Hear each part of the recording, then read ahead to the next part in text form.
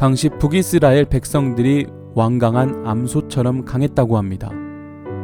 여기서 완강한 암소라는 표현은 너무나 고집불통이어서 주인이 아무리 고삐를 잡아 그 뜻대로 이끌고자 해도 그 주인의 뜻과는 정반대 방향으로 고집스럽게 걸어가는 암소의 모습을 나타내는 표현입니다. 소는 주인보다 훨씬 힘이 세지만 소의 코를 뚫어 연결한 고삐를 잡고 당기면 그 고통으로 인해 웬만한 소는 주인을 따를 수밖에 없는 것입니다. 그런데 이 소는 이런 아픔에도 자신의 뜻을 굽히지 않았다는 것입니다. 이러한 비유적 표현은 호세아 선지자 당시 이스라엘 백성의 영적 태도, 현실적 삶의 면모가 얼마나 완악했는지를 보여줍니다. 당시 북이스라엘은 주인이신 여호와의 뜻을 거슬러 고집스럽게 죄악의 길로만 나아갔던 것입니다. 특히 완강하다라는 말은 완악하다라는 말과 똑같은 말로 어디에서 우리가 흔히 자주 볼 수 있었습니까? 대표적인 사례가 바로 출애굽기에 제시되어 있습니다. 출애굽기를 보시면 아무리 말씀을 들어도 아무리 회개할 기회를 주고 바른 길을 걸을 수 있는 기회가 제공되어도 마음을 돌이키지 않았던 어리석은 한 사람을 소개하고 있는데 그가 바로 누구입니까?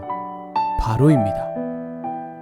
그는 모세를 통해 여호와의 명령을 들었지만 그것을 들으면 들을수록 오히려 자기 마음을 완악하게 할 뿐이었습니다. 완악한 마음을 품었던 바로는 끝내 자신의 아들도 죽게 했고 그 당시 최강을 자랑했던 바로의 군대가 홍해바다 안에 침몰하게 되었습니다. 그런데 이렇게 불경건한 자들, 끝내 마음을 완강하게 고집하여 패망에 이른 자들의 비극적인 삶의 면모는 단지 그들만의 일이 아닙니다. 그것은 다름 아닌 오늘 우리를 통해서도 재현될 수 있습니다. 우리 역시도 죄악으로 인해 혹은 허영심과 자만으로 인해 하나님의 뜻을 외면하고 자기 생각과 뜻을 고집할 수 있습니다. 그래서 히브리서 3장 13절 말씀에 이러한 권면의 말씀이 있는 것입니다. 오직 오늘이라 일컫는 동안에 매일 피차 권면하여 너희 중에 누구든지 죄의 유혹으로 완고하게 되지 않도록 하라. 이것은 다른 말로 매일매일 자기를 돌아보지 않고 죄의 유혹을 멀리하지 않는다면 우리 역시도 얼마든 마음이 완고하여 하나님을 멀리하고 말씀을 외면할 수 있다는 것입니다.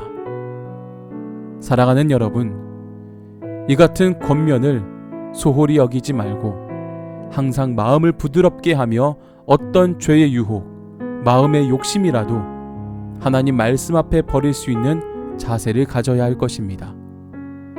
그리할 때 우리는 진정 거룩한 삶, 죄를 멀리하며 하나님의 축복 가운데 거하며 살 수 있을 것입니다.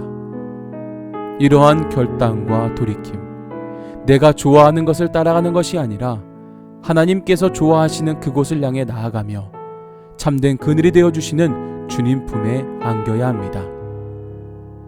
그럴 때 우리의 완악한 마음이 녹아질 것이고 거룩하고 순종의 마음으로 변화되어 하나님께 더욱더 큰 기쁨의 열매 맺는 신앙과 삶이 될 줄로 믿습니다. 이 믿음으로 날마다 오직 은혜만 쌓아가며 오직 사랑만 쌓아가며 오직 순종만 쌓아갈 수 있기를 주님의 이름으로 간절히 축복합니다.